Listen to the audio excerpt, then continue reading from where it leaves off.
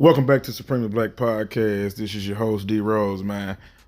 I hope everybody's having a good Monday out there. So you remember I posted a video above that you will see Ed Reed that was going on about how terrible the school was, etc. So, they actually relieved him of his duties. They fell through on his contract. It's a lot of different things that have happened with that. So what has occurred, and I'm going to show you in the video, is that they actually had a protest in Daytona Beach today at Bethune Cookman, which is, a private-owned, historically black college, if you don't know. Here's the video. Check it out. Tell me your thoughts. How is it that we've had a president, we've had 3 different presidents since I've been here 29 years, as well as with our current interim president. We have had no address from our president, not a president since. We also have no representation at the Board of Trustees meeting.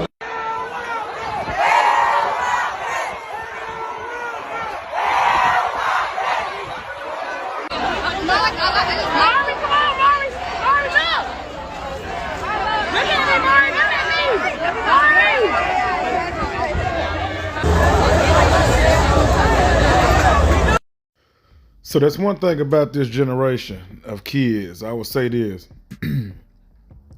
If they feel that there is something worth fighting for, they're actually going to do it. I can commend them and I can respect them for that. Now, a lot of us may not agree with how Ed Reed went about it. You may not ever agree. Some may agree, right? That's not what I'm here for. I just want to know is that will this school actually listen to these students that actually attended the protest? Is because how they feel as if that Ed Reed was actually about to make substantial changes that they've been fighting for a long time. So let me just give you a little backstory. There has been protests and there's been issues with Bethune Cookman for years, but as of recently, as of 2017, there was a young lady that had got sick because of the mold that they had in the dorms. People have stated that they've not received money. The living conditions are terrible.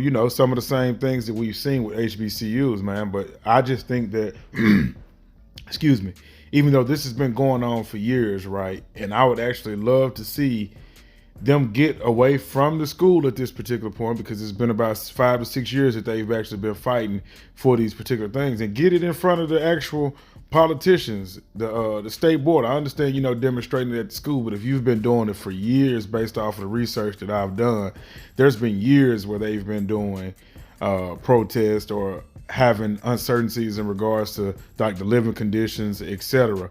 So if this is something that's going on, the campus, getting everybody together, great. I'm all for it. Now let's take it to the Capitol buildings, the state buildings that actually are going to have to get in front of this, because I think now at this particular moment, I don't know if Ed Reed knew that this spot or this place would get this big based off of being a football coach.